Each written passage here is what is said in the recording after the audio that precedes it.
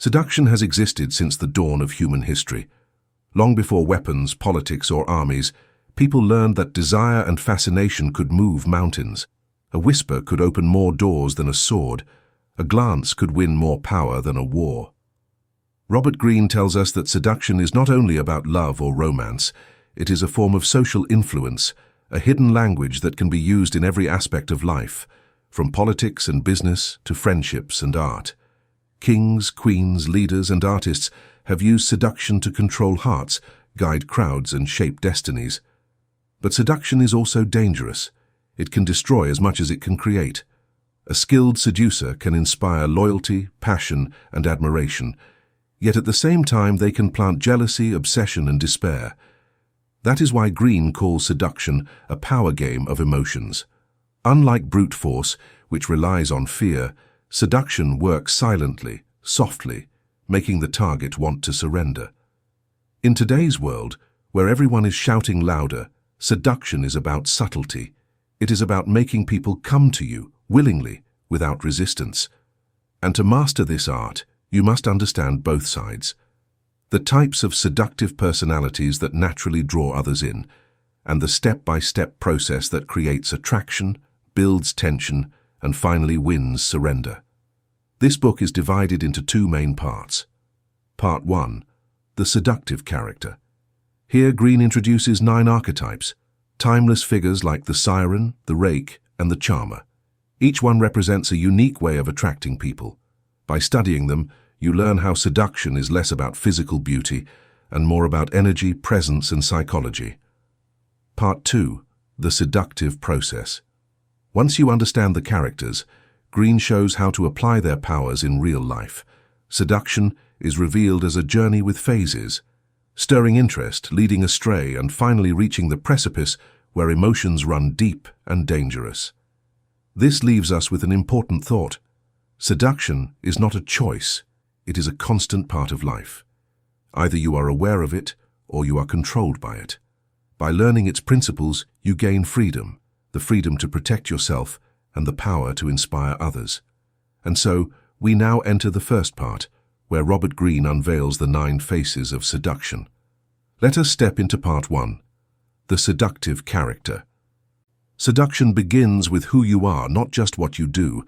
Before any words are spoken, before any gestures are made, people feel the force of your personality, your presence, your aura, your energy. This is what first attracts or repels others. Robert Greene explains that throughout history, certain personality types have naturally drawn others to them. These people might not even try very hard, yet their charm, their mystery, or their style makes them irresistible. They are what Greene calls the seductive characters.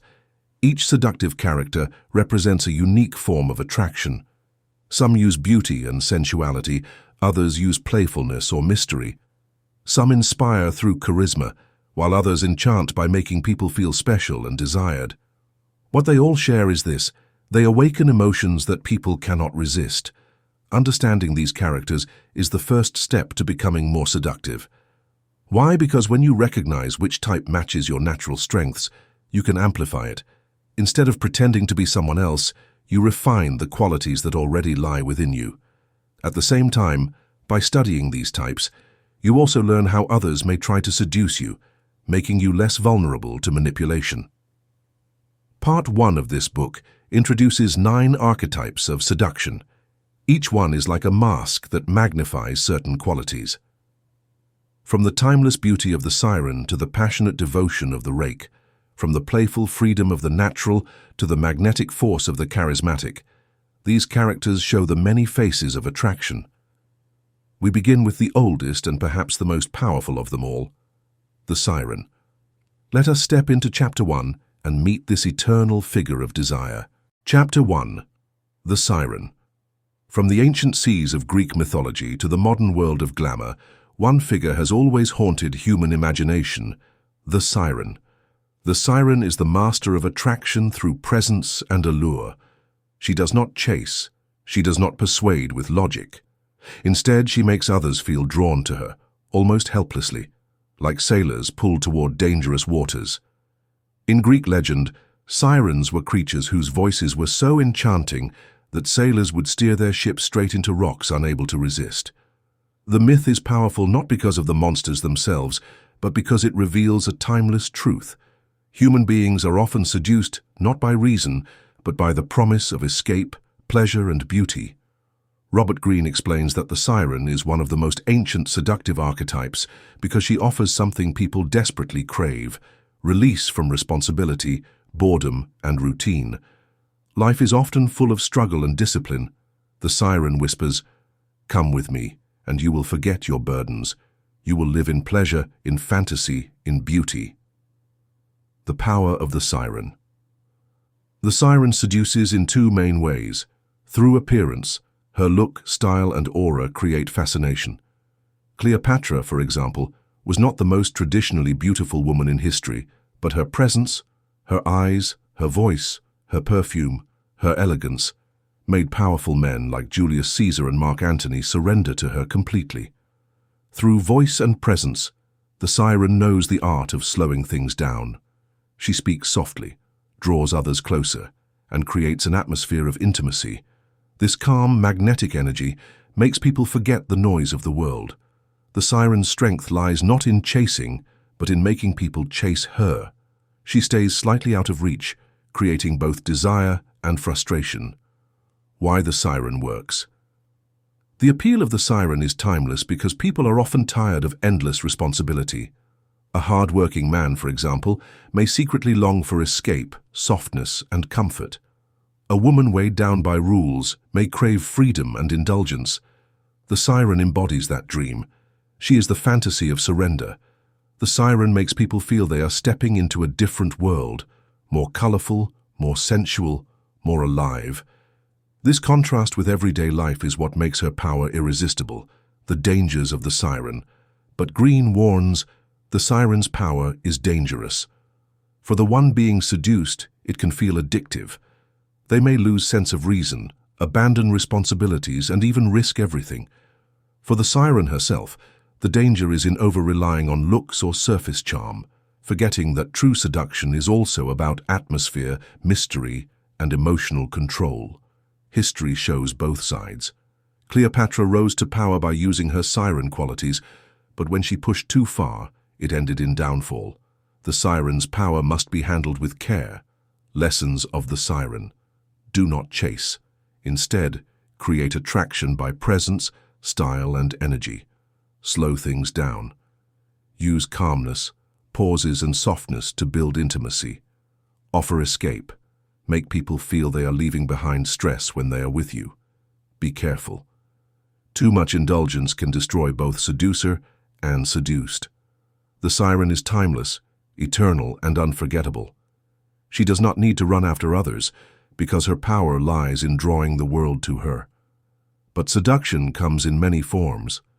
If the siren offers escape through beauty and softness, the next archetype seduces in the complete opposite way, through raw energy, passion, and intensity. Now let us step into Chapter 2, The Rake, where desire burns like fire. Chapter 2, The Rake. If the siren seduces through softness, beauty, and escape, the rake seduces through energy, intensity, and desire. He is not gentle. He does not whisper promises of comfort. Instead, he ignites passion, excitement, and obsession. The rake is the embodiment of raw, unrestrained desire. He is magnetic because he is audacious, relentless, and fearless in pursuit of what he wants. People are drawn to him not because of logic or reason, but because being near him feels like standing at the edge of a storm, dangerous, thrilling, and intoxicating. The power of the rake. The rake's seduction lies in three main strategies. Bold pursuit, he expresses desire openly and unapologetically. Unlike the siren who creates longing by withholding, the rake creates it by intensity. He makes his intentions known, and his energy pulls people in like a whirlwind. Flattery and attention. The rake knows how to make someone feel irresistible. He notices details, gives compliments that feel genuine, and makes people feel seen in ways they rarely experience. This combination of charm and intensity is addictive. Risk and rebellion. The rake lives on the edge, challenging rules and social norms. This dangerous aura makes him exciting. People are drawn to the thrill, sensing that being with him is an escape from ordinary life. The rake's strength is in his focus and energy. He is relentless, magnetic, and intoxicating. His presence makes others feel alive, passionate, and desired. Why the rake works. Humans are often bored by routine, discipline, and predictability. The rake offers the thrill of risk, the excitement of desire, and the intensity of passion. He represents the fantasy of living without limits, where emotions are raw and life feels more alive. Being near a rake is like standing in the eye of a firestorm. It is thrilling, chaotic, and unforgettable. People are drawn to him because he makes them feel more than they feel in ordinary life. The dangers of the rake. But the rake's power comes with risk. For those being seduced, the intensity can be overwhelming. They may become obsessed, lose perspective, or make choices driven purely by emotion. For the rake himself, the danger lies in overindulgence and lack of restraint. Without control, he risks leaving destruction in his wake, harming both himself and those drawn to him. History provides examples of men whose charm and intensity brought them both fame and ruin. The rake's power is a double-edged sword. It can captivate, inspire, and transform, but it can also consume. Lessons of the rake. Be bold. Express desire openly and unapologetically. Notice and value others. Make them feel seen and desired. Embrace intensity. Harness energy, passion, and audacity without losing control. Balance thrill with responsibility. Avoid obsession and destructive behavior. The rake seduces through fire, energy, and intensity, while the siren seduces through beauty, softness, and escape. Both are timeless archetypes, teaching the subtle art of influence and attraction. The next archetype, however, approaches seduction differently, not through allure or intensity, but through the mind. In Chapter 3, we meet the ideal lover, the one who captures hearts by understanding desire itself. Chapter 3. The Ideal Lover. While the siren seduces through beauty and escape, and the rake seduces through energy and intensity, the ideal lover seduces through understanding, empathy, and reflection. He or she creates a mirror of desire, showing people what they long for most, often before they even realize it. The ideal lover is a master of attention. They notice what others crave, admiration, passion, adventure, or reassurance, and reflect it back in ways that feel deeply personal. This skill makes them magnetic, because humans naturally gravitate toward those who seem to understand their innermost desires. The power of the ideal lover. The ideal lover seduces in three main ways. Attentive observation. They watch, listen, and learn what makes people feel valued. By showing that they understand desires and fantasies, the ideal lover builds trust and intimacy effortlessly. Personalized allure. Unlike the siren's universal beauty or the rake's raw energy, the ideal lover adapts to the individual. They appear as the perfect match for each person, embodying the qualities that resonate most deeply. Emotional connection. The ideal lover creates a sense of being fully seen and understood. Their charm lies not in boldness or appearance alone, but in the subtle emotional resonance they provide, making interactions unforgettable. The ideal lover's strength lies in perception and adaptability. They can evoke deep longing without loud declarations, without forceful pursuit. Their power is subtle, psychological, and profoundly intimate. Why the ideal lover works. Humans desire connection, understanding, and affirmation.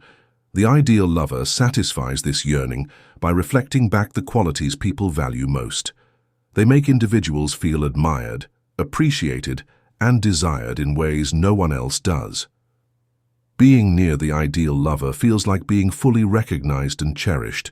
They awaken fantasies, fulfill emotional needs, and create a sense of completeness, making their presence irresistible. The dangers of the ideal lover. The ideal lover's skills can be misused. If driven by selfish motives, they can manipulate others, creating dependency or obsession. For the ideal lover themselves, the danger is losing authenticity. becoming someone they are not, merely a reflection of others' desires. History shows many who have used emotional insight to charm, influence, or gain power. The ideal lover's power is quiet but profound, shaping hearts and minds with subtlety. Lessons of the ideal lover. Observe carefully. Understand what others truly desire. Reflect admiration. Show people they are seen, valued, and appreciated. Adapt without losing authenticity. Be flexible in connection while remaining true to yourself. Build deep emotional resonance. Create intimacy through understanding rather than force or spectacle. The ideal lover teaches us that seduction is not always about beauty, intensity, or fantasy. It can also be about emotional intelligence, empathy, and subtle connection. Having explored the Siren, the Rake, and the ideal lover, we now turn to a different kind of archetype, one whose power comes not from attraction, but from mystery and intrigue. In Chapter 4, we meet the dandy, a figure who seduces through uniqueness and detachment. Chapter 4. The dandy. While the Siren seduces with softness, the Rake with intensity, and the ideal lover with understanding, the dandy seduces through uniqueness, independence, and effortless detachment. The dandy is not overly available. They are mysterious, unconventional, and impossible to categorize. The dandy's allure lies in their refusal to conform. They live outside society's expectations, embracing eccentricity and individuality. People are drawn to them because they represent freedom, the possibility of living life on one's own terms, unbound by rules or pressures. The power of the dandy. The dandy seduces in three main ways. Nonchalance. The dandy does not chase. They appear unbothered and unattached, making their attention feel like a rare gift. This calm detachment creates desire, as people naturally want what seems just out of reach. Individual style. The dandy crafts a distinct persona. Clothing, mannerisms, and speech reflect uniqueness and confidence. Their style becomes a signature that attracts admiration, curiosity, and fascination. Mystery and intrigue. By maintaining ambiguity, the dandy encourages others to project their fantasies onto them. This subtle manipulation of perception increases allure, making the dandy unforgettable. The dandy's strength lies in independence. They seduce without effort, without need, and without drama. Their power comes from the perception that they are unattainable yet fascinating. Why the dandy works. Humans are drawn to novelty and freedom. The dandy represents escape from conformity, boredom, and predictability. Being near them feels like a glimpse into a world where individuality is celebrated and the ordinary rules no longer apply. The dandy inspires curiosity and admiration. People want to know them, to be close, to understand the enigma they present. This sense of mystery is a form of subtle but powerful seduction. The dangers of the dandy. The dandy's independence can also be isolating. If taken to extremes, detachment can lead to loneliness or emotional distance from those who seek deeper connection. For the seduced, chasing a dandy may become frustrating or unfulfilling, as the dandy resists conventional attachment. History remembers many famous dandies, men and women whose charm lay in being completely themselves, defying norms and attracting attention without overt effort. Their power is subtle, refined, and lasting, but must be balanced with genuine connection. Lessons of the dandy.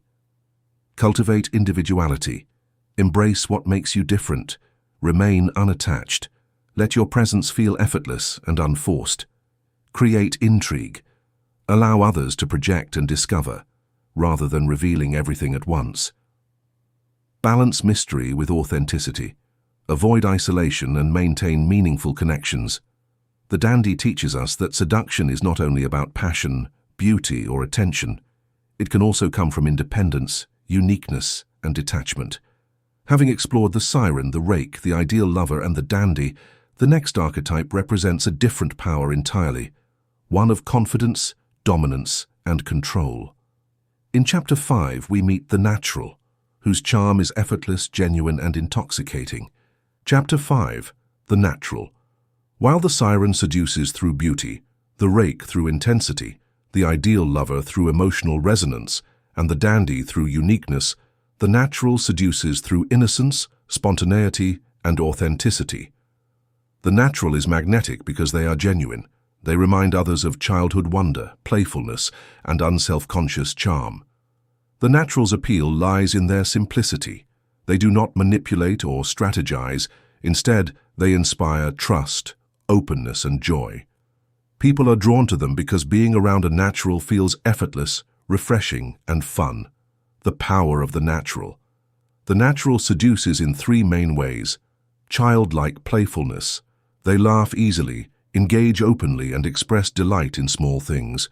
Their sense of play makes others feel lighter, happier, and more alive.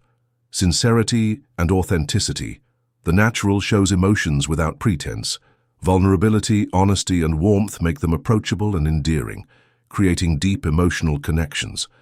Spontaneity. The natural lives in the moment. They embrace surprises, improvisation, and freedom, which makes interactions exciting and unpredictable. The natural's strength lies in presence. They attract through openness, not calculation. Their charm comes from being fully themselves, reminding others of the joy of simple, unguarded connection. Why the natural works? Humans often long for authenticity in a world full of pretense. The natural satisfies this desire, making people feel safe, cherished, and free to express themselves. Being near a natural is like stepping into a world of sincerity, laughter, and emotional warmth. The natural's magnetism is subtle but powerful. They seduce not by strategy or intensity, but by the effortless comfort and joy they inspire. The dangers of the natural. Even the natural has risks. Over-reliance on innocence or playfulness can appear naive, leaving them vulnerable to manipulation. For those drawn to the natural, idealization can occur. They may expect perpetual joy, forgetting that real life includes complexity, responsibility, and emotional challenges. History remembers figures who captivated through purity, humor, and authenticity. Their power is gentle yet lasting, showing that true seduction does not always demand overt allure or drama. It can flourish in openness and heart. Lessons of the natural. Be authentic. Express emotions without pretense. Embrace playfulness. Engage others with joy, humor, and curiosity. Live in the moment. Allow spontaneity to create excitement and connection. Balance innocence with awareness. Stay open without being naive or careless. The natural teaches that seduction can be effortless, sincere, and deeply human.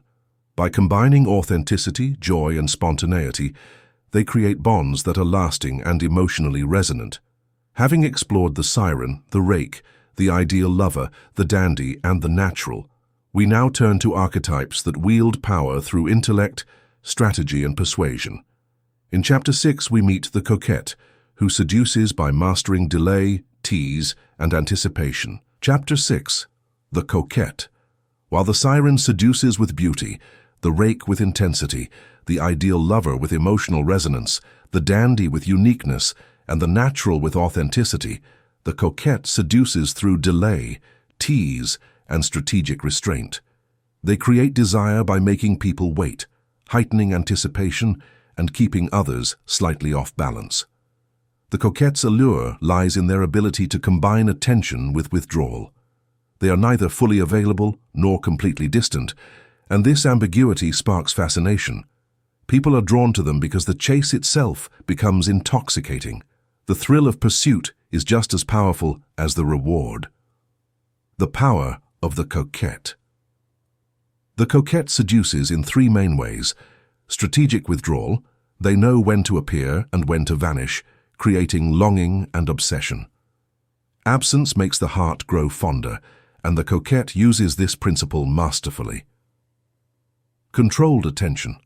The coquette balances engagement with detachment. They offer glimpses of desire without full surrender, making their presence irresistible. Ambiguity and mystery. By keeping intentions unclear, the coquette allows others to project fantasies, creating a psychological hold that is hard to resist. The coquette's strength lies in control. Unlike the Rake or Siren, who overwhelm with intensity or beauty, the Coquette captivates by manipulating timing, attention, and expectation. Their power is subtle, patient, and deeply psychological. Why the Coquette works? Humans are naturally drawn to challenge and anticipation. The Coquette exploits this by creating tension between desire and delay. Being near a Coquette is thrilling because each interaction feels like a dance, never predictable, always engaging. The Coquette's magnetism is derived from mastery of pacing. Desire grows not only from presence, but from calculated absence, teasing, and restraint. This psychological tension makes them unforgettable. The dangers of the Coquette. The Coquette's strategy carries risk. Overplaying withdrawal can lead to frustration, resentment, or misunderstanding. For those seduced, obsession can take hold, clouding judgment and creating emotional instability. For the Coquette, relying solely on tease and delay can become hollow if not balanced with genuine connection or authenticity. History shows many who used withdrawal to charm and manipulate, but those who mastered it with subtlety inspired fascination rather than resentment. Lessons of the Coquette. Master timing. Know when to engage and when to withdraw. Create anticipation. Tease without being cruel or manipulative. Balance mystery with authenticity. Make interactions intriguing but remain genuine. Avoid overplaying the game. Ensure desire builds without leading to frustration or harm. The Coquette teaches that seduction is not always direct. It can be the art of restraint, pacing, and subtle psychological influence. Having explored the Siren, the Rake, the ideal lover, the dandy, the natural, and the Coquette, the next archetype demonstrates the power of intellect, wit, and charm. In Chapter 7, we meet the charmer, whose influence lies in ease, grace, and conversational skill. Chapter 7. The Charmer. While the Siren seduces with beauty, the Rake with intensity, the ideal lover with emotional resonance, the dandy with uniqueness, the natural with authenticity, and the Coquette with strategic restraint, the charmer seduces through ease, grace, and social skill. The charmer's power lies not in looks, intensity, or mystery, but in making people feel good, appreciated, and admired. The charmer's appeal is universal because humans crave attention, validation, and enjoyment. They attract not by force or drama, but by creating harmony, smoothing tension, and making others feel like the most important person in the room. The power of the charmer. The charmer seduces in three main ways. Attentive listening. The charmer genuinely listens, responds thoughtfully, and makes people feel understood. This attention is magnetic because it fulfills a deep psychological need for recognition. Ease and sociability. They move through social situations effortlessly, adapting to personalities and moods. Their presence is comforting, engaging, and uplifting, making others naturally drawn to them. Subtle influence. The charmer persuades without pressure, using grace, humor, and tact. They guide others toward decisions or feelings without triggering resistance, making their influence feel effortless. The charmer's strength lies in connection. Unlike the Rake or the Siren, who dominate with intensity or allure, the charmer captivates through empathy, warmth, and social intelligence. People want to be around them because they feel good, appreciated, and included. Why the charmer works. Humans are naturally attracted to those who make life smoother, easier, and more enjoyable. The charmer creates positive emotional experiences, building trust, admiration, and desire without overt seduction. Being near a charmer feels effortless and uplifting. They make social interactions pleasurable, turning ordinary moments into memorable experiences. This ease creates attachment, loyalty, and attraction. The dangers of the charmer. The charmer's reliance on social skill can backfire if used manipulatively. Charm without authenticity can be shallow, creating temporary admiration but not deep connection. For those seduced, dependence on charm can lead to unrealistic expectations or misplaced trust. History shows leaders, influencers, and entertainers who used charm to captivate crowds and individuals alike. Their power is subtle, persuasive, and enduring. but only when paired with integrity and sincerity. Lessons of the charmer. Listen actively and attentively. Make others feel seen and valued. Cultivate social ease. Adapt to moods and personalities gracefully. Use influence subtly. Guide without pressure and inspire without manipulation. Balance charm with authenticity. Avoid empty flattery or manipulation. The charmer teaches that seduction is not always about beauty, intensity, or mystery. It can also come from ease, social intelligence, and the ability to make others feel special. The next archetype, however, elevates influence from charm to magnetism itself. In Chapter 8, we meet the charismatic, whose presence commands attention, inspires devotion, and creates almost irresistible influence wherever they go. Chapter 8. The charismatic. While the siren seduces with beauty, the rake with intensity, the ideal lover with emotional resonance, the dandy with uniqueness, the natural with authenticity, the coquette with strategic restraint, and the charmer with social grace, the charismatic seduces through force of presence. The charismatic captivates not merely by charm or allure, but by the energy, confidence, and vision they project. The charismatic's power lies in inspiration. People are drawn to them because they sense strength, purpose, and conviction. Their presence makes others feel part of something greater, awakening admiration, loyalty, and devotion. The power of the charismatic. The charismatic seduces in three main ways: confidence and authority. They project certainty and self-assurance. This authority makes others trust, follow, and feel safe in their presence. Emotional intensity. The charismatic communicates passion and conviction, stirring emotions in ways that feel immediate and compelling. People are drawn not only to their words, but to the energy they radiate.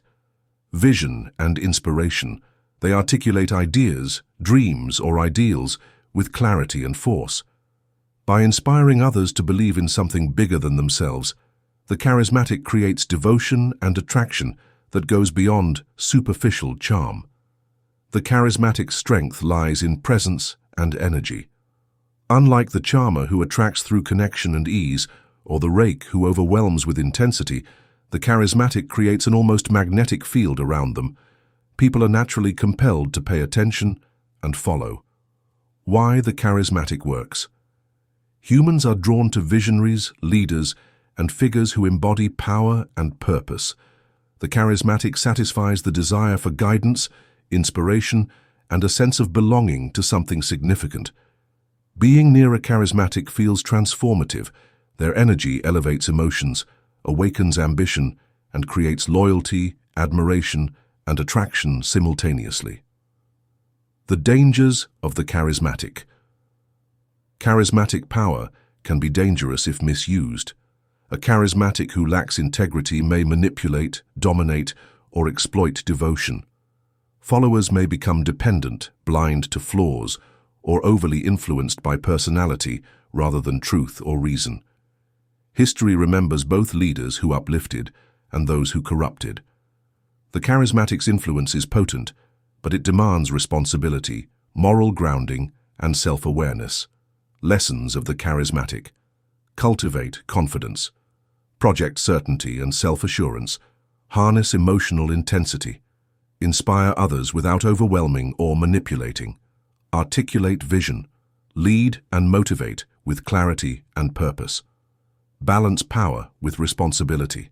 Avoid exploiting influence for selfish gain. The charismatic teaches that seduction and influence are not always about personal allure, charm, or mystery. They can also emerge from presence, purpose, and the ability to inspire. The next archetype, however, demonstrates how fame, recognition, and public persona can create desire. In Chapter 9, we meet the star, whose attraction comes from visibility, admiration, and the longing to be part of their world. Chapter 9. The Star. While the siren seduces with beauty, the rake with intensity, the ideal lover with emotional resonance, the dandy with uniqueness, the natural with authenticity, the coquette with strategic restraint, the charmer with social ease, and the charismatic with force of presence, the star seduces through visibility, admiration, and aspiration. The star captivates because people desire what they cannot fully reach, the allure of fame, prestige, and being part of a larger-than-life world. The star's power lies in being noticed.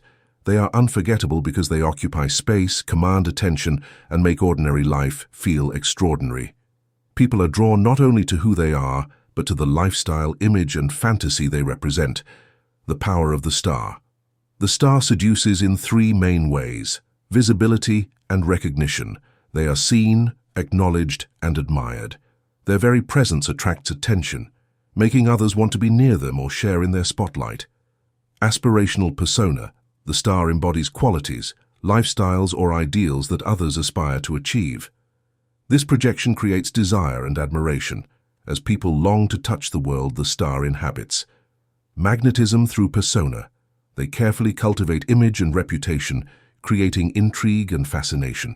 Their allure comes as much from perception as from reality. The star's strength lies in perception. Unlike the charismatic, who attracts through presence and energy, or the charmer who draws through personal connection, the star captivates by existing in the public eye and making others feel part of a glamorous, desirable world. Why the star works. Humans are naturally drawn to figures who stand out, inspire aspiration, and occupy positions of admiration. The star offers the fantasy of proximity to greatness and the excitement of recognition by association. Being near a star feels thrilling because it elevates ordinary experiences, making people feel more alive, inspired, or important simply by being present. The dangers of the star. The star's power can be isolating. Relying too much on image, fame, or external validation can create superficial relationships, emptiness, or dependency on others' admiration. For those drawn to the star, desire may become obsession or envy, blinding them to reality. History shows stars who enchanted millions but suffered personal struggles, illustrating that attraction based on visibility must be tempered with authenticity, humility, and self-awareness. Lessons of the star. Cultivate a presence that is noticeable yet aspirational. Create a persona that inspires admiration and desire. Balance visibility with authenticity.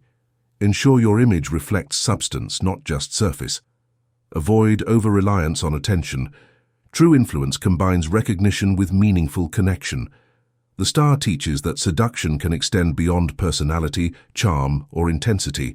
It can also emerge from the perception of greatness, admiration, and aspiration. Having explored the 9 archetypes, we now move to Part 2, the seductive process, where the focus shifts from understanding archetypes to applying seduction strategically. In this next section, we will examine how attraction is built, maintained, and escalated in real-world interactions, combining insight, timing, and psychological principles. Chapter 10. The Anti-Seducer. While the previous archetypes show the many ways seduction can captivate, charm, and inspire, the Anti-Seducer teaches the opposite lesson. This archetype repels rather than attracts. They demonstrate what to avoid if you hope to influence, allure, or leave a lasting impression. The anti-seducer's power is negative. It stems from habits, behaviors, and attitudes that drive people away.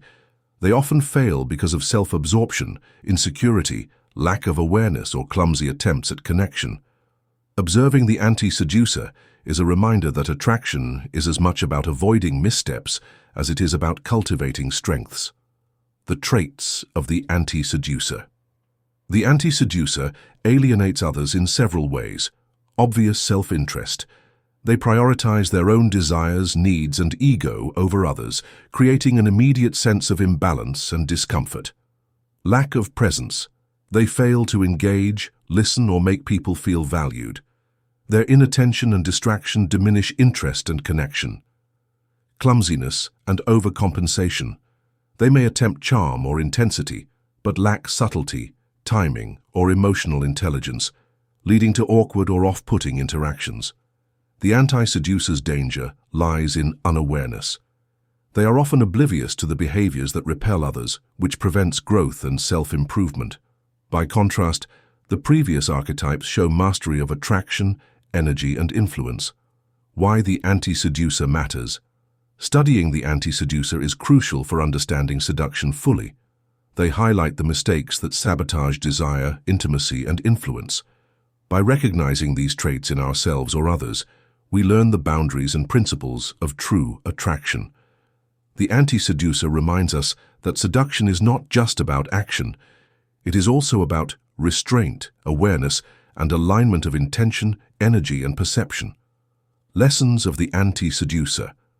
Avoid self-centeredness. Prioritize connection and mutual value. Be present, listen, engage, and make others feel recognized. Cultivate subtlety. Understand timing, tone, and social cues. Reflect on feedback. Notice behaviors that may repel and adjust accordingly. The anti-seducer serves as a cautionary archetype, teaching that influence and attraction are delicate arts that require awareness, strategy, and authenticity. Having explored all the major archetypes, from the Siren to the Charismatic, and even the pitfalls of the anti-seducer, we are now ready to move into Part 2, the Seductive Process, where theory becomes practice. In this section, we will learn how to apply these archetypes, strategies, and lessons to real-life interactions, creating the desired influence with skill and subtlety. Part 2. The Seductive Process. If Part 1 showed us the faces of seduction, Part 2 reveals the steps of the dance itself. A seductive character may have the natural charm, but without the right process, their power remains incomplete. Seduction is like a story. It has a beginning, a middle, and a climax. It is not random. Every move builds on the last, pulling the target deeper into your world. You cannot leap straight to the end. Desire must be awakened, curiosity must grow, and emotions must be guided carefully, layer by layer. Robert Greene explains that seduction is an art of timing and sequence. Too fast, and you break the spell. Too slow, and the moment slips away. The great seducers of history understood this rhythm.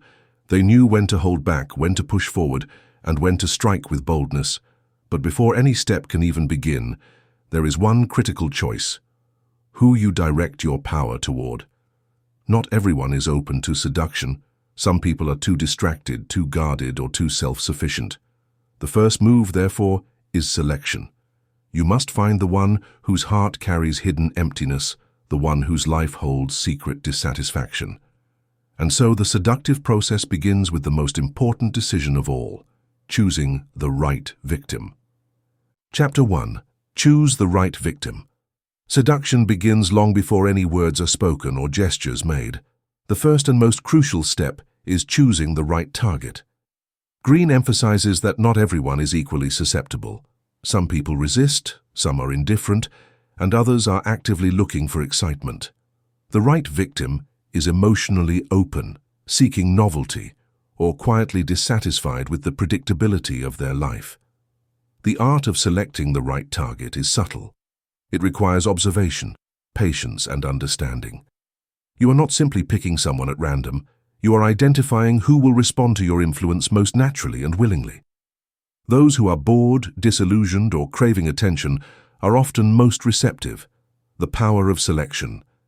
Choosing the right victim sets the foundation for the entire process.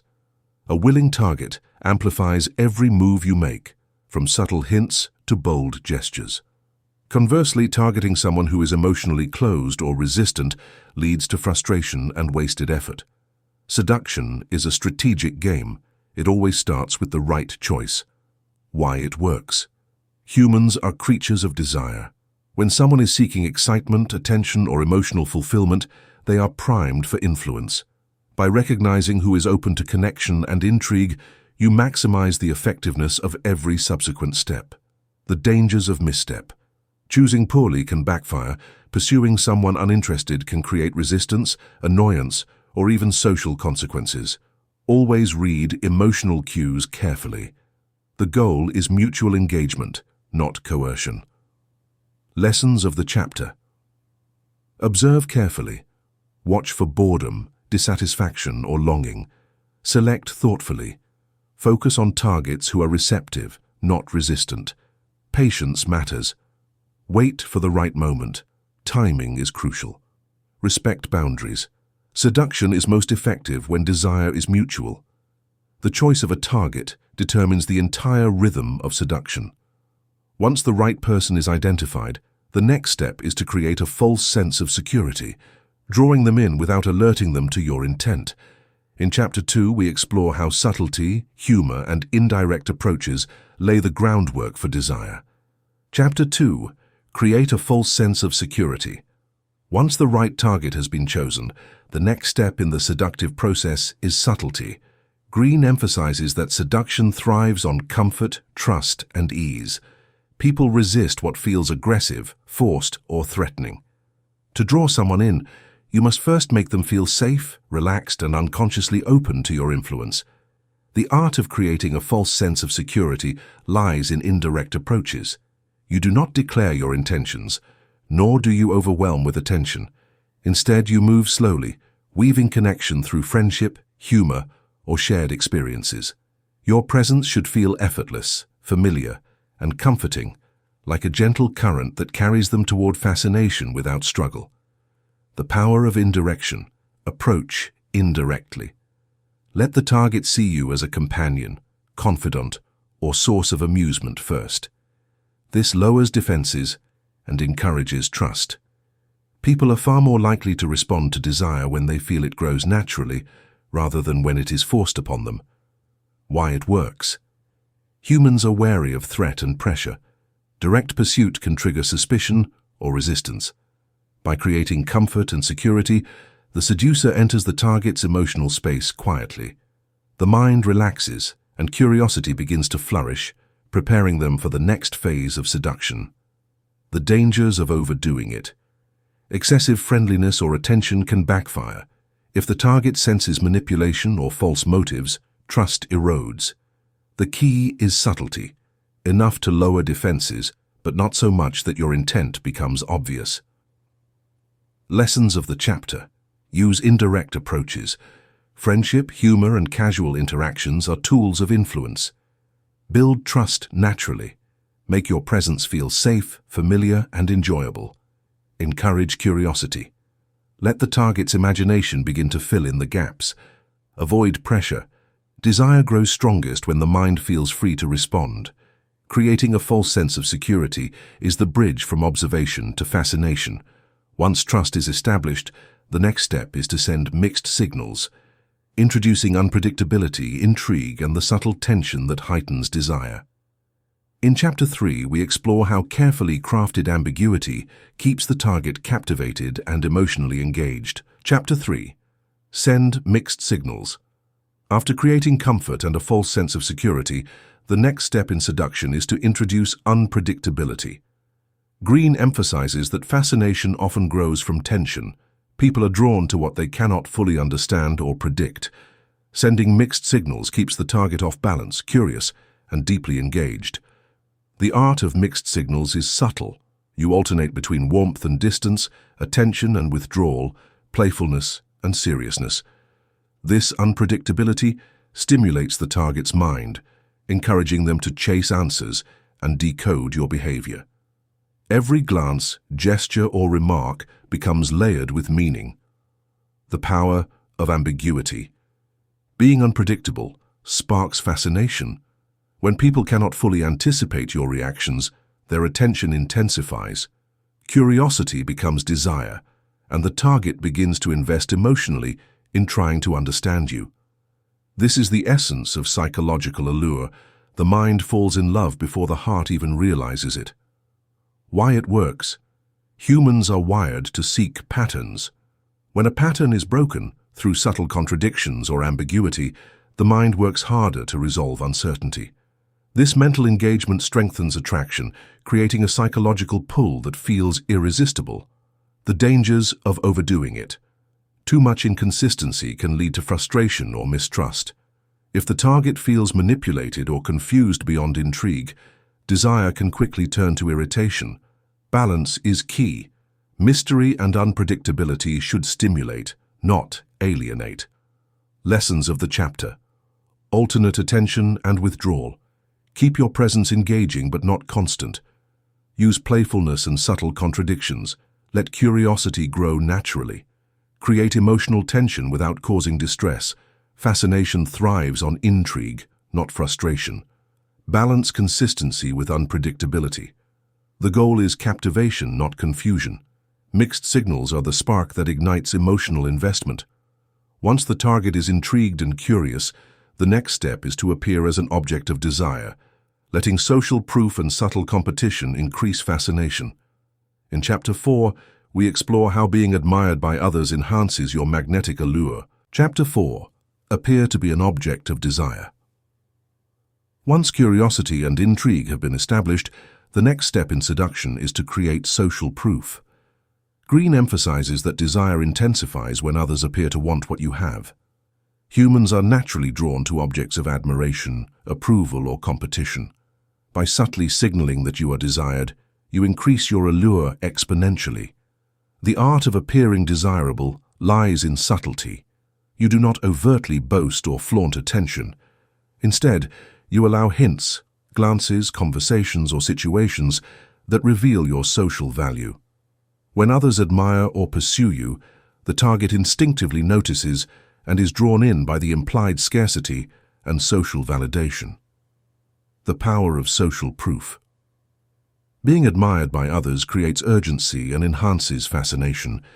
People desire what they perceive as coveted. When your target sees that you are valued, respected, or pursued by others, their mind interprets this as a sign of worthiness, an irresistible magnet for attraction. Why it works. Humans are inherently competitive and status-conscious. Seeing others desire something signals quality and value. By positioning yourself as admired, you leverage this psychological principle, making the target more emotionally invested and eager to connect. The dangers of overdoing it. Excessive flaunting or overt bragging can backfire. If the target feels manipulated, threatened, or excluded, desire may diminish. Subtlety is key. Let admiration be noticed, not announced. Lessons of the chapter. Demonstrate value indirectly. Let others show admiration naturally. Create gentle competition. Desire grows when perceived as scarce or valued. Balance visibility with mystery. Appear desirable without arrogance or pressure. Enhance attraction through social context. Human desire is often influenced by perception and consensus. Appearing desirable primes the target's mind for deeper attachment. Once they recognize your value, the next step is to create a need, stirring discontent and positioning yourself as essential. In Chapter 5, we explore how desire deepens when the target feels incomplete without your presence. Chapter 5. Create a need. Once the target recognizes your value and is intrigued, the next step is to create a sense of incompleteness, to make them feel that something essential is missing when you are not present. Greene emphasizes that desire grows strongest when people perceive you as indispensable, filling an emotional or psychological gap in their lives. The art of creating need lies in subtle suggestion. You do not demand attention or declare importance.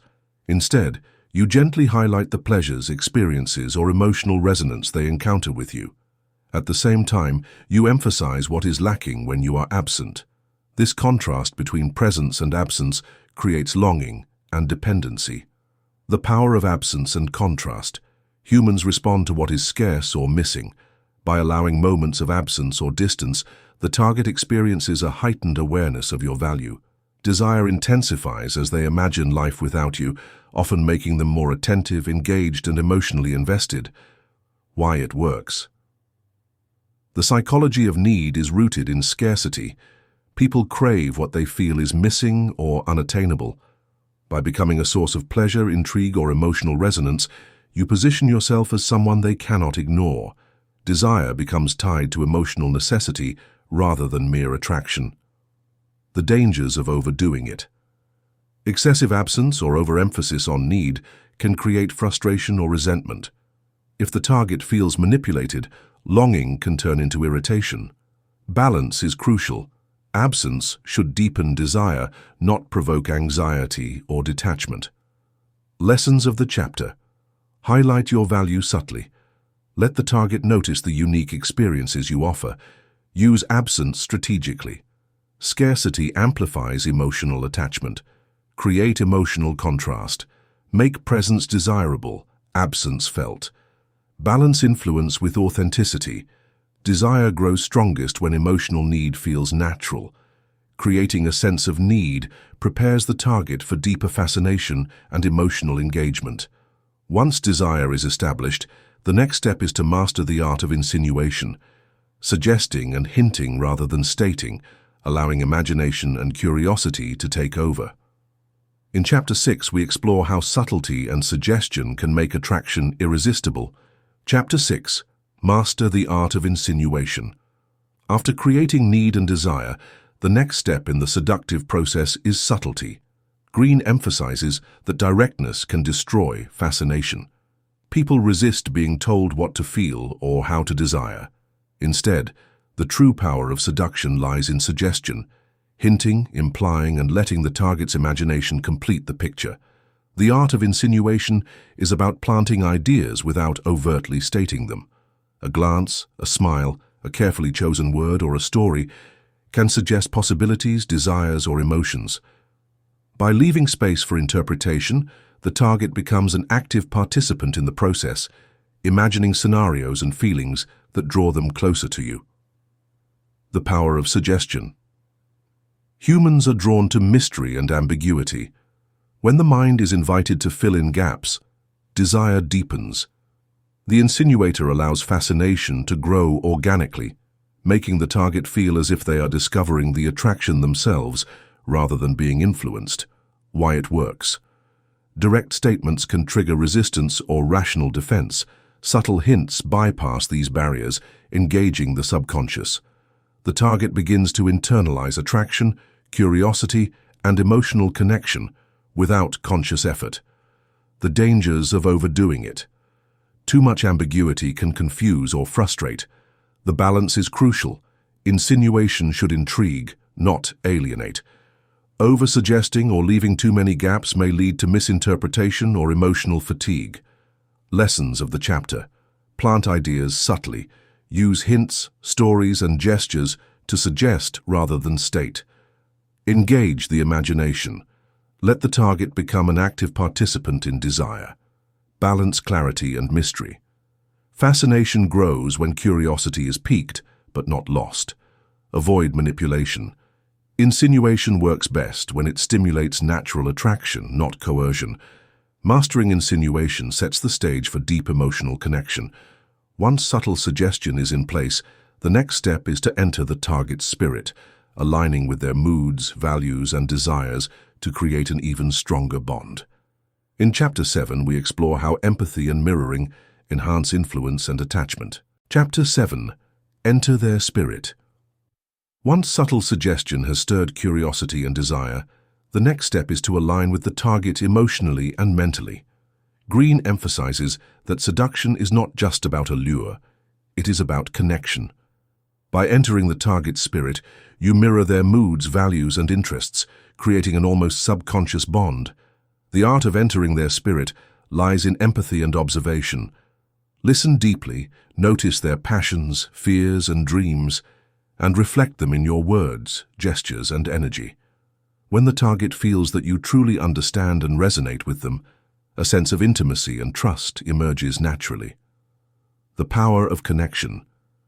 Humans are wired to respond to recognition and validation.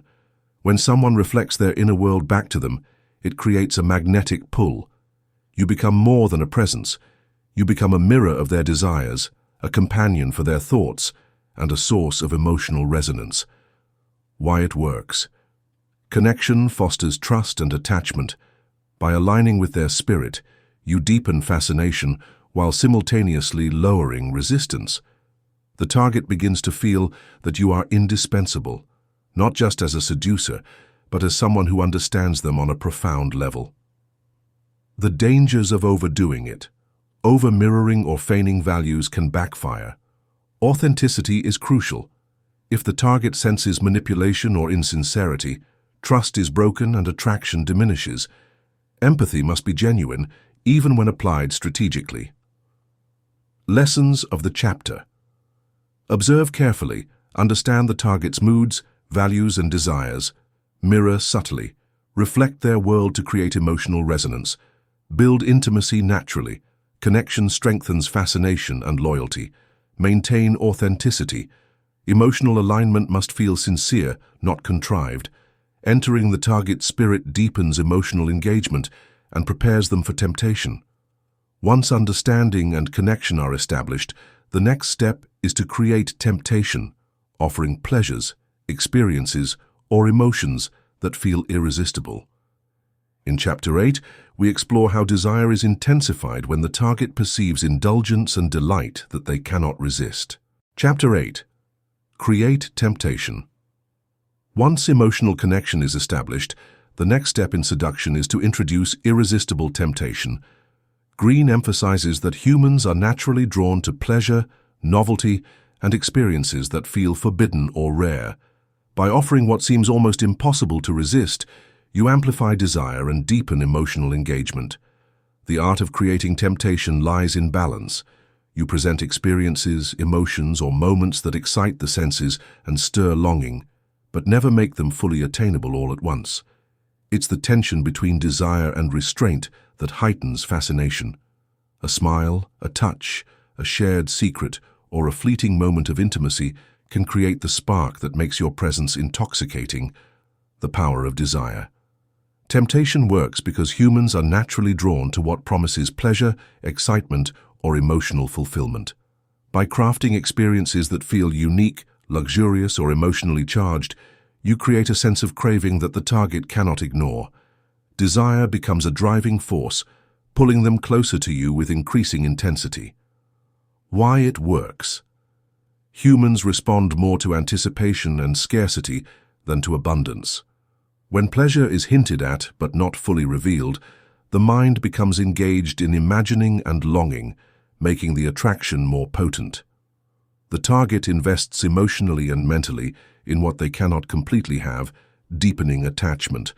The dangers of overdoing it. Excessive or careless temptation can backfire.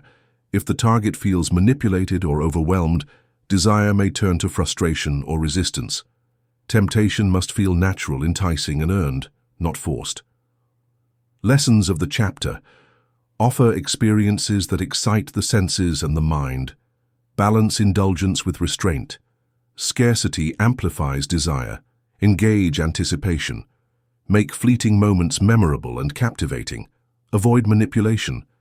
Temptation is most powerful when it feels genuine.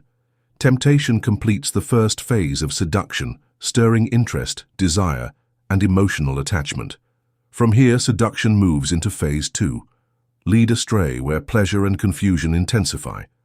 In Chapter 9, we explore how unpredictability and suspense maintain fascination, keeping the target emotionally engaged and deeply captivated. Chapter 9. Keep them in suspense. After stirring desire through temptation, the next step in seduction is unpredictability.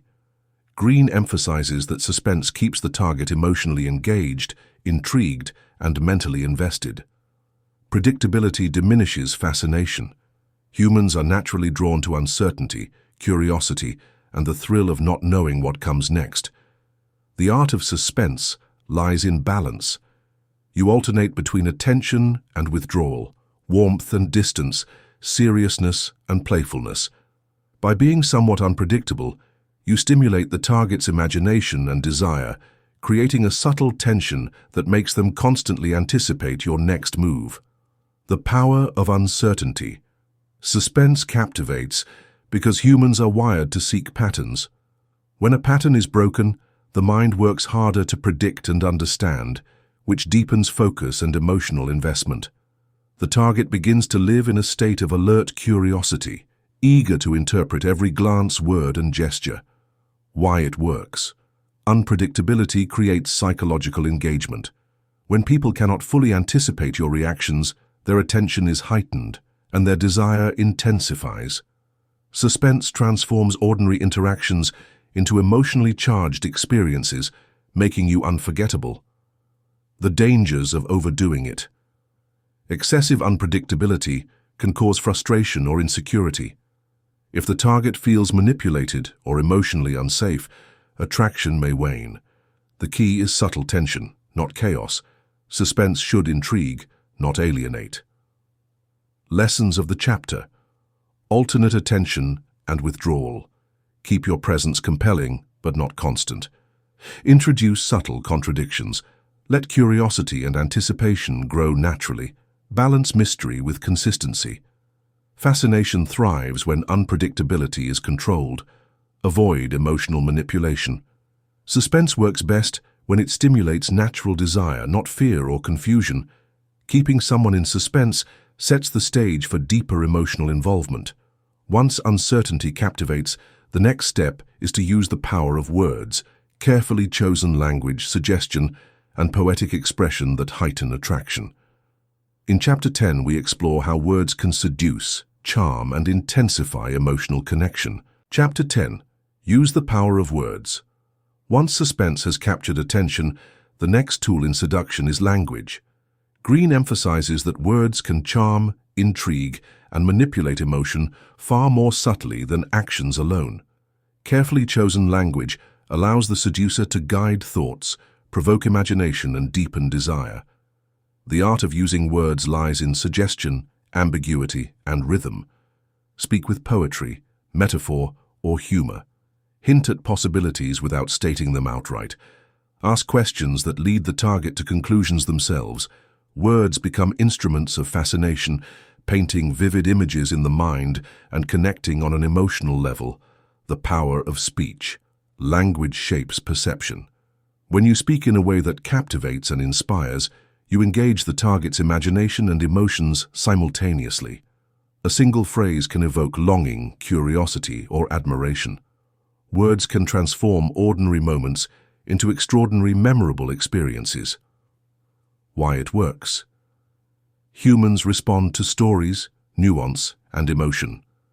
Suggestive speech encourages the mind to participate in seduction, filling in gaps and creating a sense of intimacy. The target becomes emotionally involved not just in your presence but in your narrative. The dangers of overdoing it. Excessive verbosity or overt manipulation can repel.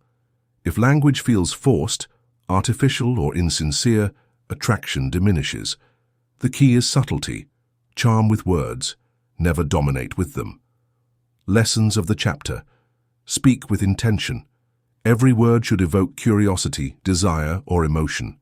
Use suggestion and ambiguity. Let the target imagine what you hint at. Engage imagination. Stories, metaphors, and playful language deepen attachment. Maintain authenticity. Words work best when they resonate with genuine personality and emotion. Words heighten emotional engagement and anticipation. Once language has seduced, the next step is to pay attention to detail, small, thoughtful gestures that create deep, lasting attachment. In Chapter 11, we explore how careful observation and consideration amplify fascination and influence. Chapter 11. Pay attention to detail. After using words to captivate, the next phase of seduction is precision and attentiveness. Greene emphasizes that small, thoughtful gestures often create deeper emotional attachment than grandiose displays. The details, what you notice, remember, or subtly adjust, signal care, attentiveness, and emotional intelligence. The art of detail lies in observation. Notice their preferences, moods, and quirks. Remember small facts. Comment on subtle changes, or anticipate needs before they are voiced. These actions communicate that you are attentive, considerate, and deeply engaged, building trust and fascination simultaneously. The power of thoughtfulness. Details create intimacy. Humans are wired to respond positively to those who notice them in ways others do not. A compliment on a small choice, a remembered preference, or a minor act of consideration can transform casual interest into emotional investment. Why it works. When someone feels seen and understood, their attachment grows. Thoughtful details demonstrate that you are not just physically or socially present, but emotionally attuned. The target begins to associate you with comfort, care, and subtle delight, increasing desire and dependence. The dangers of overdoing it. Over-attention or excessive flattery can feel manipulative or insincere. If every detail is exaggerated or forced, trust diminishes. Subtlety is crucial. Gestures should feel natural, not calculated. Lessons of the chapter. Observe carefully. Small cues reveal desires, preferences, and moods. Act thoughtfully. Minor gestures often leave the most lasting impressions. Be consistent but subtle. Attention works best when it feels natural and sincere. Engage emotionally. Details should foster attachment, not overwhelm or manipulate. Attention to detail strengthens emotional connection and prepares the target for a more poetic, enchanting experience. Once these subtle bonds are established, the next step is to poeticize your presence, making ordinary interactions feel extraordinary. In Chapter 12, we explore how presence, ritual, and artistry can elevate fascination to an unforgettable level. Chapter 12. Poeticize your presence. Once attention to detail has been mastered, the next step in seduction is to transform your presence into an experience. Greene emphasizes that ordinary interactions can be elevated into something memorable, enchanting, and emotionally charged. When your presence feels unique, even mundane moments become irresistible. The art of poeticizing lies in intention and subtle theatrics. Your gestures, tone, expressions, and timing should all convey charm and sophistication. Small rituals, playful nuances, or memorable habits can make every encounter feel like a story unfolding, leaving a lasting impression on the target's mind. The power of presence. Humans are drawn to experiences. When ordinary moments are infused with artistry, humor, or elegance, the target associates you with delight and fascination. Your presence becomes addictive because it transforms routine life into something emotionally rich and memorable. Why it works? People remember feelings more than facts. By creating poetic, engaging interactions, you imprint yourself on their memory and imagination. Ordinary conversations and gestures become imbued with emotional resonance, making your presence unforgettable. The dangers of overdoing it. Excessive dramatization or forced charm can feel artificial or insincere. The key is natural elegance. Your presence should elevate interactions without overwhelming or alienating the target. Lessons of the chapter. Infuse ordinary moments with artistry. Small gestures, habits, or rituals can create lasting emotional impact. Engage the senses and emotions. Make interactions memorable, delightful, and unique. Balance charm with authenticity. Presence works best when it feels effortless, not forced. Transform your interactions into experiences. Leave the target eagerly anticipating your next encounter. Poetic presence strengthens fascination and emotional attachment, preparing the target for vulnerability and deeper connection. The next step is to disarm through vulnerability, showing subtle openness that invites protection, empathy, and intimacy. In Chapter 13, we explore how carefully revealed weaknesses can enhance desire and deepen bonds. Chapter 13. Disarm through vulnerability. Once your presence is captivating, the next step in seduction is showing subtle vulnerability. Greene emphasizes that strength alone can attract, but true emotional attachment deepens when the target senses your humanity. By revealing small weaknesses or insecurities, you invite empathy, protection, and closeness. The art of vulnerability lies in balance. You reveal just enough to make yourself relatable, approachable, and human, but not so much that you appear weak or needy.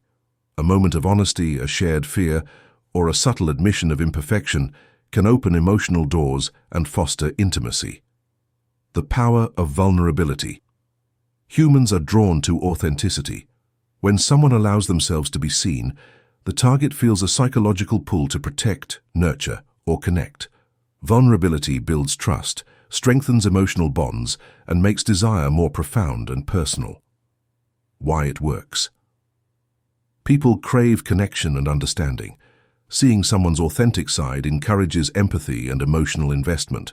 Desire shifts from surface attraction to deeper attachment, as the target perceives you as real and multidimensional. The dangers of overdoing it. Excessive vulnerability can overwhelm or create dependency. If the target senses neediness or emotional manipulation, attraction can diminish. Disclose selectively, ensuring moments of weakness feel natural and intentional. Lessons of the chapter. Reveal small, relatable truths. Authenticity builds trust and connection. Balance openness with confidence. Vulnerability should invite closeness, not dependence. Use honesty to deepen attachment. Emotional resonance strengthens desire. Maintain subtlety. The right amount of vulnerability makes you human, not helpless. Vulnerability transforms fascination into emotional intimacy, preparing the target for subtle yet powerful psychological influence. The next step is to confuse desire and reality, the perfect illusion, creating a world where fantasy and attraction merge, heightening desire and leaving an unforgettable impression. In Chapter 14, we explore how blending reality with imagination can captivate the mind and emotions, making the target deeply enmeshed in fascination. Chapter 14, Confuse Desire and Reality, the Perfect Illusion. Phase 3 begins with a powerful tactic, blurring the lines between fantasy and reality. Greene emphasizes that desire intensifies when the target cannot distinguish what is real from what is imagined. By crafting an environment of illusion, the seducer creates a captivating psychological experience that feels both magical and irresistible. The art of the perfect illusion lies in suggestion, mystery, and emotional manipulation. Subtle contradictions, fleeting gestures, and ambiguous statements make the target question their perceptions, pulling them deeper into fascination. They start to associate you with dreams, fantasies, and idealized desires, things they cannot fully grasp or define. The power of illusion. Humans are drawn to mystery and imagination. When reality is infused with fantasy, the target becomes emotionally and mentally invested, chasing the seducer as one would chase a dream. Desire is amplified because the target participates in creating the illusion themselves, filling in gaps with their hopes, fantasies, and emotions. Why it works. People are naturally attracted to what seems elusive or extraordinary. By carefully manipulating perception, the seducer makes themselves seem larger than life, more captivating than reality allows. The target experiences heightened emotions, longing, and anticipation. The dangers of overdoing it. Excessive illusion can backfire if the target feels deceived or manipulated. The key is subtlety. The fantasy should enchant, not alienate. Too much ambiguity or contradiction can cause confusion and distrust. Lessons of the chapter. Blend reality with suggestion. Let imagination fill in the gaps. Create subtle contradictions.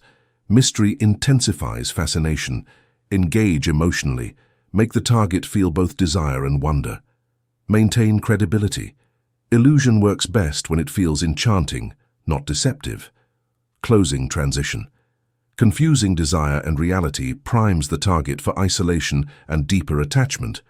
Once the line between fantasy and reality is blurred, the next step is to isolate the victim, making them rely more on your presence and influence. In Chapter 15, we explore how emotional and social isolation strengthens fascination and control. Chapter 15. Isolate the victim. Once the target is captivated by illusion and fascination, the next step is isolation. Greene emphasizes that when the target's attention and emotional energy are focused primarily on the seducer, attachment and dependency intensify. By reducing external influences, the target becomes more receptive, engaged, and psychologically entwined. The art of isolation lies in subtlety. It is rarely about force or coercion. Instead, it is about shaping circumstances so the target naturally spends more time with you, relies on your guidance, and values your presence above outside distractions. Small gestures, emotional exclusivity, or shared secrets can create a sense that your presence is irreplaceable. The power of isolation. Humans are influenced by their environment. When external voices and distractions are minimized, the target internalizes the seducer's influence more deeply. Emotional investment grows and attachment becomes stronger. Isolation also heightens dependence, making the target more responsive to your desires and actions.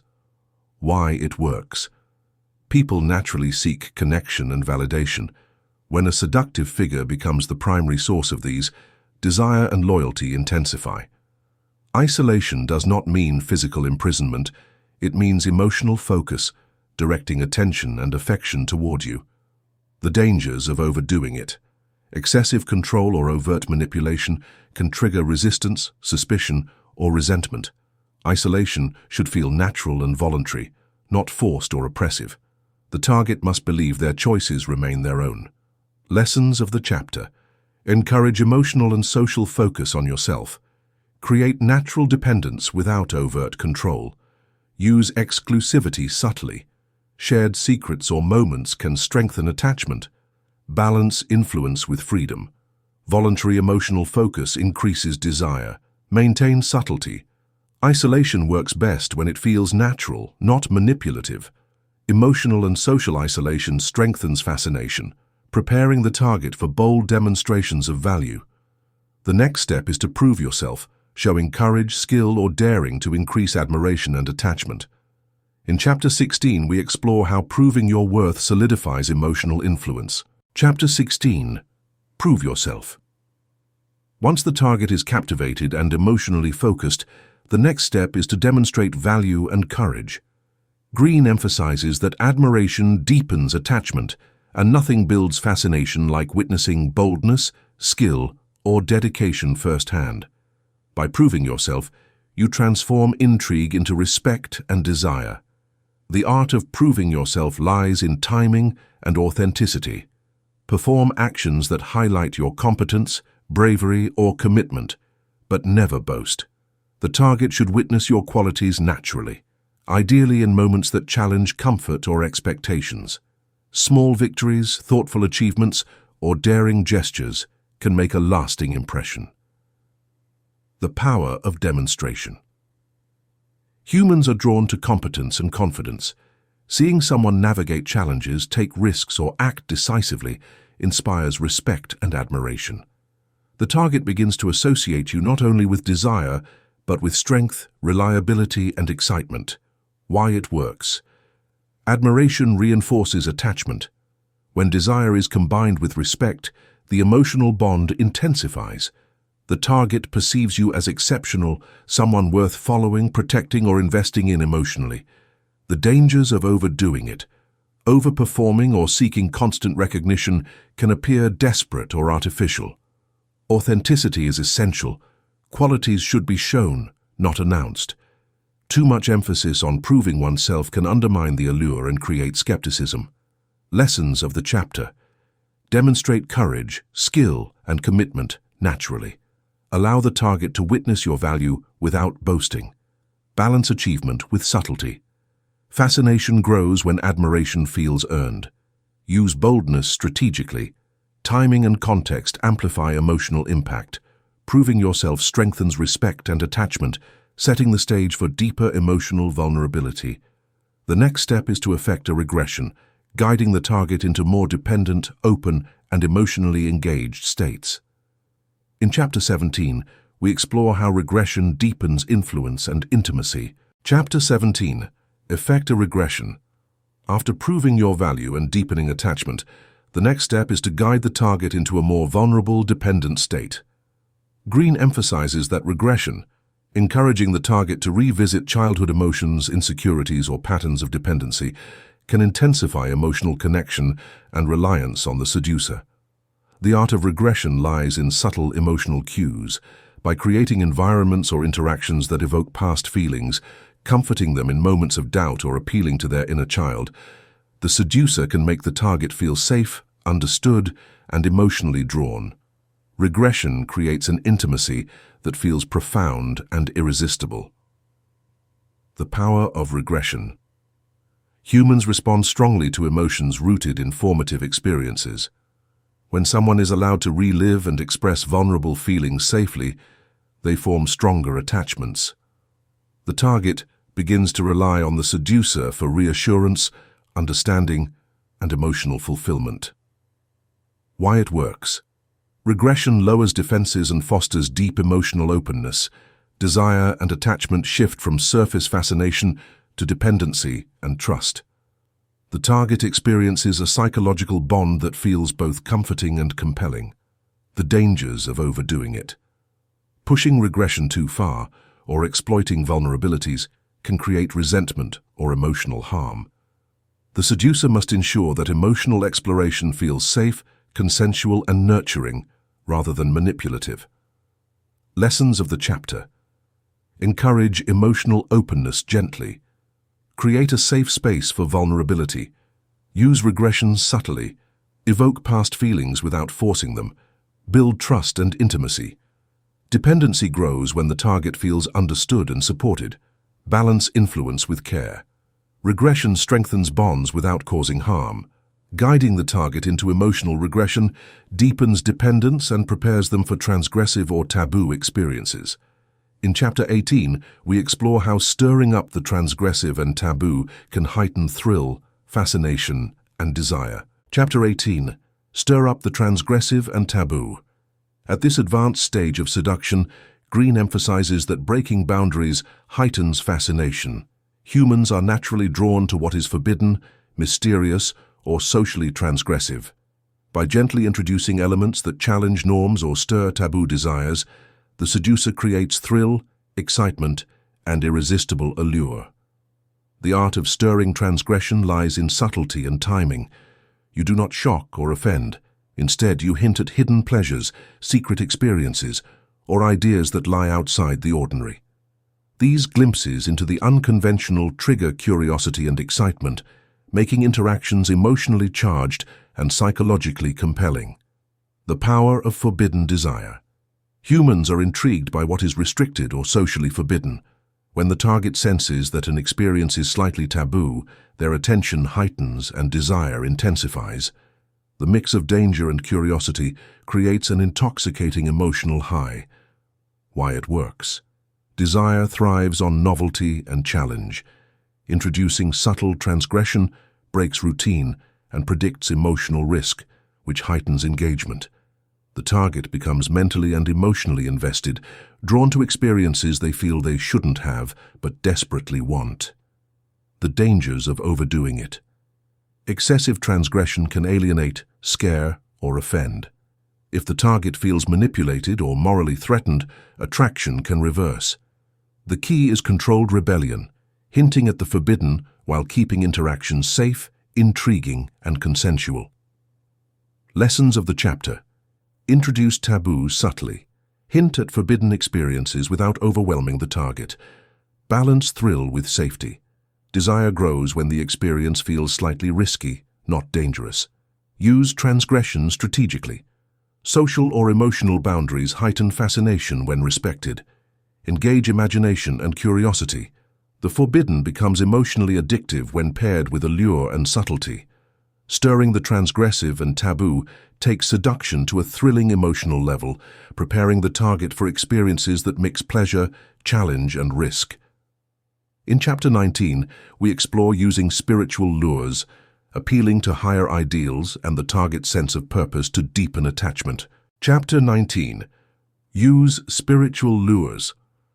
As seduction deepens, Greene emphasizes that appealing to the target's higher ideals, purpose, or quest for meaning can create profound emotional attachment.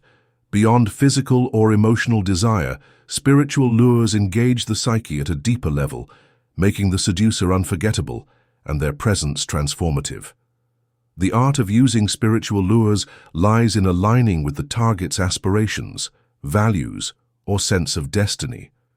You do not preach or manipulate. Instead, you inspire, elevate, and resonate with their inner longings. A thoughtful conversation, a shared vision, or subtle guidance toward their ideals can make interactions feel meaningful and transcendent. The power of higher connection. Humans are drawn to purpose and significance. When someone feels that a relationship connects them to something larger than themselves, attachment intensifies. Desire is no longer just physical or emotional, it becomes existential. Why it works. By appealing to the target's ideals, you become more than a presence. You become a symbol of aspiration, growth, and emotional fulfillment. They associate you with personal meaning and inspiration, which strengthens fascination and loyalty. The dangers of overdoing it.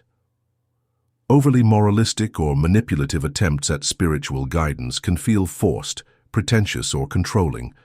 Authenticity is essential. Lures must align naturally with your personality, and the target's genuine values. Lessons of the chapter. Inspire rather than instruct. Spiritual lures should resonate, not manipulate. Align with ideals and values. Connect on a level beyond physical or emotional desire. Elevate interactions. Make your presence feel meaningful and transformative. Maintain authenticity.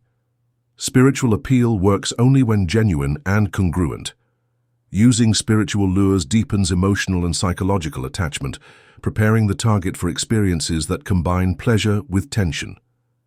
In Chapter 20, we explore mixing pleasure with pain, heightening emotional extremes to make the bond addictive and unforgettable. Chapter 20. Mix pleasure with pain. At this stage of seduction, Greene emphasizes that emotional extremes create addiction. Humans respond more intensely when joy and tension, reward and challenge, pleasure and pain are intertwined. By alternating between delight and difficulty, you make the target emotionally dependent and captivated. The art of mixing pleasure with pain lies in balance. Small challenges, teasing, or moments of uncertainty amplify the intensity of positive experiences. A compliment after a pause, attention after absence or indulgence followed by restraint can make interactions emotionally charged and unforgettable. The power of emotional extremes. Emotional highs are more vivid when contrasted with lows.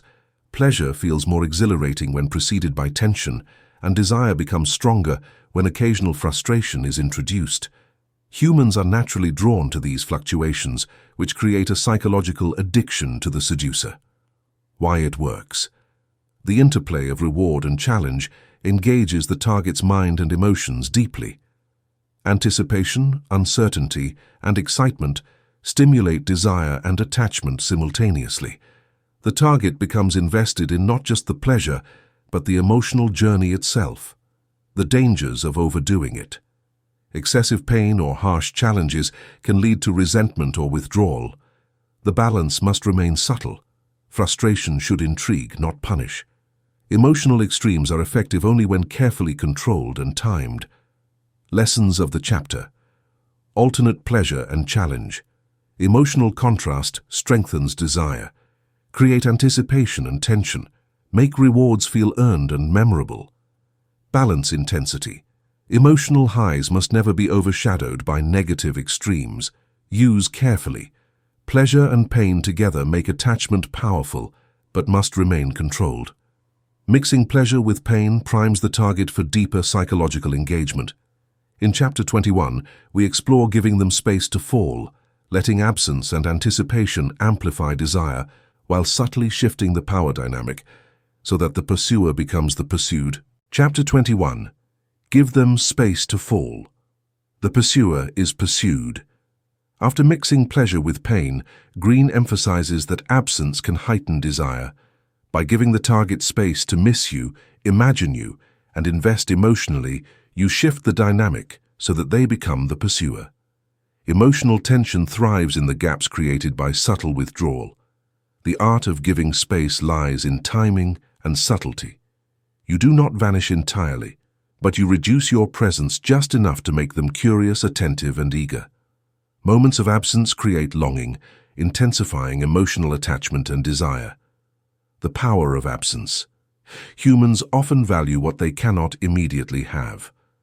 By stepping back strategically, you stimulate imagination and anticipation.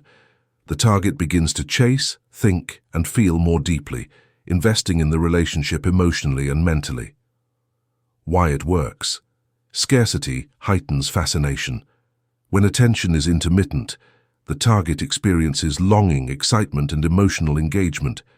Desire becomes self-sustaining because they are now participating in the pursuit, increasing psychological dependence on your presence. The dangers of overdoing it. Excessive absence or neglect can create detachment or resentment. Withdrawal must feel natural and intentional, never punitive or careless. The goal is to deepen fascination, not to create distance that alienates. Lessons of the chapter. Step back strategically. Absence should stimulate curiosity and anticipation. Allow the target to invest. Make them emotionally and mentally engaged in pursuit. Balance presence and withdrawal. Scarcity heightens desire, but overdoing it risks detachment. Use timing to your advantage. The pursuit should feel natural, not manipulated. Giving the target space strengthens their desire and deepens emotional involvement. The next step is to use physical lures, engaging the senses and creating tangible connection that reinforces the psychological and emotional bond. In Chapter 22, we explore how touch, presence, and subtle physical attraction amplify fascination. Chapter 22. Use physical lures. After creating emotional tension and anticipation, Greene emphasizes that physical presence and subtle touch can intensify desire. Humans are deeply influenced by sensory experiences, and carefully applied physical cues enhance attraction, deepen connection, and reinforce psychological fascination. The art of physical lures lies in subtlety and timing. A light touch, a meaningful glance, or confident body language can signal interest, warmth, and availability without overwhelming the target. Physical cues complement emotional and psychological strategies, making the experience of interaction more vivid and memorable. The power of sensory connection. Humans respond instinctively to touch, posture, and proximity. When physical cues align with emotional engagement, desire intensifies naturally. Subtle gestures stimulate anticipation and arousal, reinforcing the bond and creating a multisensory experience that the target cannot easily forget. Why it works. Sensory engagement strengthens psychological attachment. When the target experiences connection on both emotional and physical levels, fascination becomes more compelling and immersive. Touch and presence amplify anticipation, making each interaction emotionally charged. The dangers of overdoing it. Excessive or poorly timed physical advances can create discomfort, fear, or rejection. The key is respect, observation, and responsiveness. Physical lures should invite, not pressure, ensuring that the target feels safe, desired, and intrigued. Lessons of the chapter. Use touch and presence subtly. Small gestures can communicate interest and warmth. Align physical cues with emotional engagement. Desire is amplified when body and mind are connected. Observe and respect boundaries.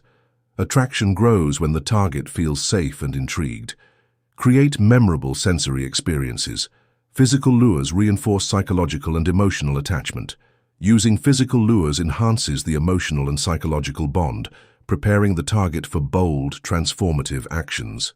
In Chapter 23, we explore mastering the bold move, taking decisive action at the perfect moment to leave a lasting impact and solidify attachment. Chapter 23. Master the bold move. By now, the target is deeply engaged emotionally, psychologically, and physically. Greene emphasizes that decisive, daring action at the right moment can transform fascination into lasting attachment. A bold move signals confidence, courage, and inevitability, leaving a strong impression that is difficult to forget. The art of the bold move lies in timing, intuition, and observation. You act when the target is most receptive, ensuring that your action feels natural, thrilling, and irresistible. Whether it's a daring gesture, a direct declaration, or a calculated risk, the move must communicate certainty and self-assuredness. The power of decisiveness. Humans are drawn to confidence and clarity. Bold moves cut through uncertainty and ambiguity, creating an emotional climax that cements desire and admiration. A well-timed action evokes excitement, respect, and deeper psychological attachment. Why it works. Timing and context magnify the impact. A bold move executed at the emotional peak resonates far more than delayed or premature actions. The target experiences intensity, excitement, and a sense of inevitability, increasing their emotional investment. The dangers of overdoing it. Poorly timed or reckless actions can backfire, causing fear, rejection, or loss of trust. Boldness must always be balanced with awareness of the target's state, boundaries, and readiness. Lessons of the chapter. Act decisively at the right moment. Confidence heightens attraction. Observe emotional cues. Timing ensures maximum impact. Balance daring with sensitivity. Boldness should thrill, not intimidate. Create memorable moments. The right move leaves an unforgettable impression. Mastering the bold move sets the stage for reflection and responsibility. The final chapter, Chapter 24, Beware the Aftereffects, explores the long-term consequences of intense seduction, reminding the reader that power and attachment carry both rewards and risks. Chapter 24, Beware the Aftereffects. After all the phases of seduction, Greene warns that intense emotional, psychological, and physical engagement leaves lasting consequences. The more powerful the seduction, the greater the impact, both for the target and the seducer. Awareness and responsibility are essential to avoid harm or regret. The art of managing after-effects lies in reflection and balance. After emotional highs, the target may experience confusion, longing, or emotional dependency. The seducer too may face moral dilemmas or unintended consequences. Understanding these dynamics helps maintain control and prevent negative fallout. The power of awareness. Seduction is transformative, but it can leave scars. Emotional extremes, deep attachment, and psychological manipulation can affect the target's sense of self, trust, and emotional stability. A responsible seducer recognizes these effects and navigates them with care. Why it matters. Every action in seduction carries weight. The stronger the attraction and involvement, the deeper the psychological imprint. Being mindful of the after-effects ensures that seduction remains compelling without causing lasting harm. The dangers of ignoring it. Neglecting the aftermath can result in emotional trauma, broken trust, or social consequences. The seducer may also face guilt or loss of reputation. Awareness, timing, and ethical consideration are crucial to managing power responsibly. Lessons of the chapter. Recognize the weight of intense attachment. Emotional impact is profound and lasting. Reflect on consequences. Both seducer and target are affected by the experience. Maintain responsibility. Power should be exercised with care and respect. Control intensity. Balance fascination with ethical awareness to prevent harm. Understanding the after-effects completes the journey through seduction. Mastery is not just about attraction and desire, but also about responsibility, awareness, and strategic emotional intelligence. With Phase 3 concluded, the reader has now explored the full spectrum of seduction, from initial intrigue to deep attachment and psychological mastery, equipped with insight, strategy, and caution.